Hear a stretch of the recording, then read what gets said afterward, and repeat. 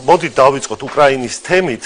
ერთი ვარიანტიც და მეორე ვარიანტიც. თუ უკრაინაში ომი დასრულდა, როგორ აისახება ეს ჩვენს ქვეყანაზე და თუ არ დასრულდა, მაშინ რა გზა გვექნება? მივესალმებით ელემაყურებელს, მადლობთ მოწვევისთვის.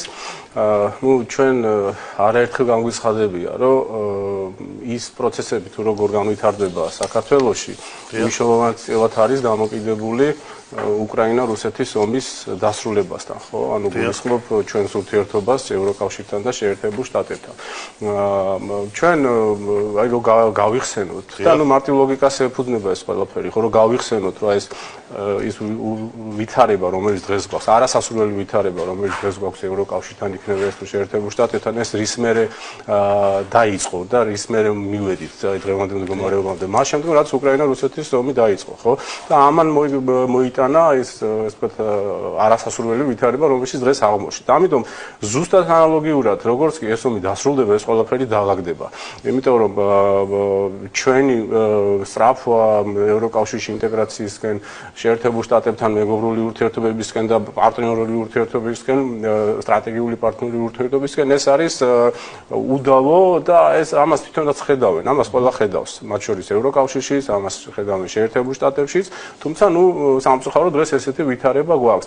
ამიტომ ჩვენ ადრეს გაგვიცხადებია და კიდევ ერთხელ ვიტყვი, რომ მაშინ რაც ეს ომი დასრულდება, ეს ყველაფერი ძალიან მალე დამთავრდება.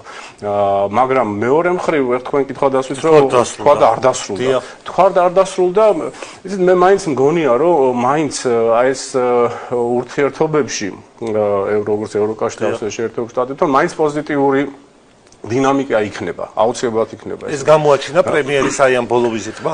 კი, მე ვიტყოდი, რომ ეს გამოჩნდა მათ შორის პრეზიდენტის პრემიერის ვიზიტზე ალბანეთში და იმ სამიტზე, რომელშიც მონაწილეობდა ევროკავშირის ლიდერის სახელმწიფოების ლიდერები და ძალიან მნიშვნელოვანი იყო მათ შორის ამ თვალსაზრისითაც. პრემიერს ჰქონდა შეხვედრები სხვადასხვა სახელმწიფოს ლიდერებთან, ერთი ნაწილი ესე თქვათ დიალოგის საზოგადოებრივი ხილვა ტელევიზიით, ამის გარდაც იყო ბევრი შეხვედრა და მე ერთ რამეს ვიტყოდი, რომ აი ტენდენცია გამოჩნდა ის რაზეც ახლა მე ვსაუბრობ პოზიტივისკენ და აი ამ ურთიერთობების დათბობისკენ ეს ჩემი აზრით აშკარად არის.